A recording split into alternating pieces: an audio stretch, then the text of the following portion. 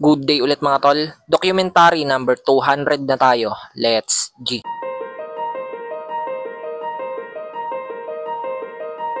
Yan, nananangalian pa lang sila Tito Bomski. Then eto, kakarating lang ni Renren. Ayan, may panghawak pang panghuli ng isda oh. Ewan ko anong gagawin niya dyan. Eto, kakarating lang ni Gab. Ayan, gamit niya yung bike ni Renren. Nag-ikot pala. Magkasabay pala silang dumating. Dinala pala ni Renren etong kalang di bomba na binigay nung kapitbahay namin, tapos electric pan. Itatry niya daw kung kaya niyang ayusin. Pag hindi, tapon na.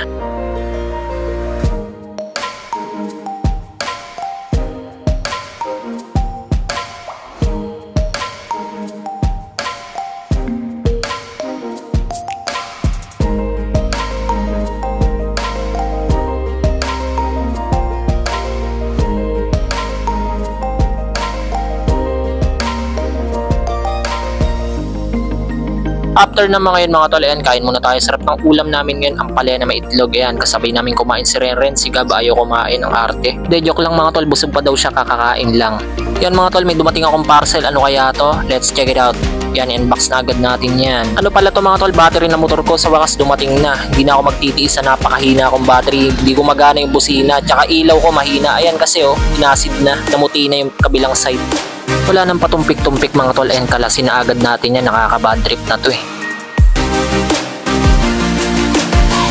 Yan mga tol, matatanggal na. Ayan, tanggal na mga tol. Ikakabit na namin tong bago kong battery. Outdo pala ang brand nito mga tol. Nalaman ko lang tong brand na to sa mga vlogger. Pinopromote nila, malakas daw ang kuryente.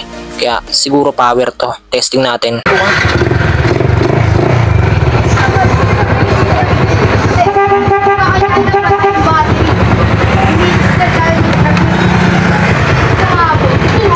So yan, saktong-sakto may pupuntahan kaming tatlo. Inutusan kami ni ate. Ayan, mabibinyagan na tong bago kong battery. Let's go.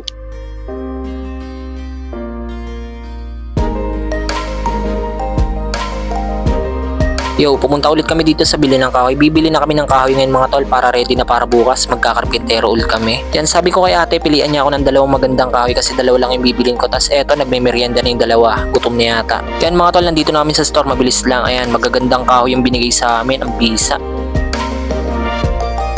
After na mga tol, ayan, cleanus muna namin tong store. Bibili lang kami ng food trip namin.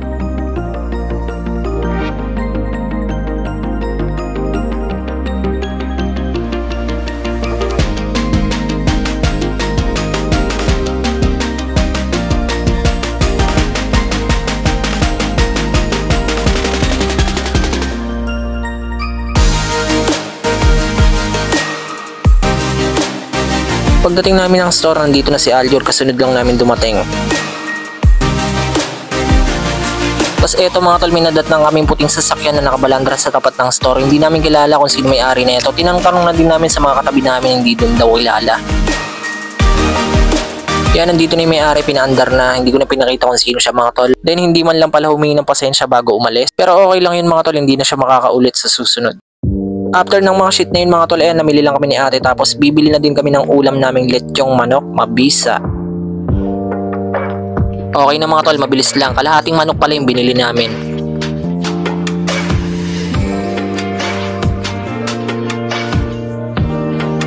Yan mga tol, kain na tayo. Ang sarap oh. Medyo sunog. Ay talaga naman, yari sa akin yung balat niyan mga tol. Kain na tayo. Okay yan, sabay-sabay na kaming uuwi mga tol. Hanggang dito na lang ulit yung video mga tol. Maraming salamat palagi sa itaas. And yung YouTube channel ko, alam nyo na. Peace out.